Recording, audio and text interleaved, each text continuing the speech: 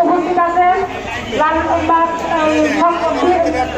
ঢাকা মহানগর বিএনপির সদস্য এবং সাবেক কাউন্সিলর আমার ফজল বাবুল ভাই, উপস্থিত আছেন সাবেক সংবাদদার থানা সাধারণ সম্পাদক কমিশনার বাবুল ভাই, উপস্থিত আছেন কৃষ্ণগঞ্জের সাবেক কমিশনার বিএনপি নেতা আমাদের হুমায়ুন ভাই এবং সংবাদক থানার সাংগঠনিক সিনিয়র ভাইস প্রেসিডেন্ট আমাদের টিপু ভাই, উপস্থিত এই ওয়ার্ডের যে সভাপতি কুতুবউদ্দিন কুতুব ভাই, সাধারণ সম্পাদক মনির ভাই এবং ছাত্র নেতা হানি ভাই সহ উপস্থিত মঞ্চ উপস্থিত নেতৃবৃন্দ সবাইকে আসসালামু আলাইকুম। প্রিয় ভাইয়েরা, আসলে যখন 1975 সালে যখন দুর্যোগের গণহত্যা ছিল বাংলাদেশের উপরে, তখন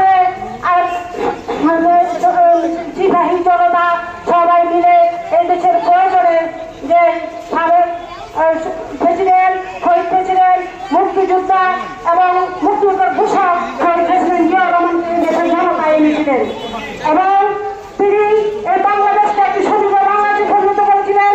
তিনি অর্থনৈতিক, সামাজিক, রাজনৈতিক সাধারণত সবকিছু মিলে তিনি একজন মহানায়ক ছিলেন। বছরে সারা জীবনে বছর পর বছর একজনের মহানায়ক আছে, তিনি ছিলেন শেখ প্রেসিডেন্ট জিয়া রহমান। কিন্তু একজন দুর্বৃত্তকারী তাকে শাহাদাত বরণ করতে পারলেন।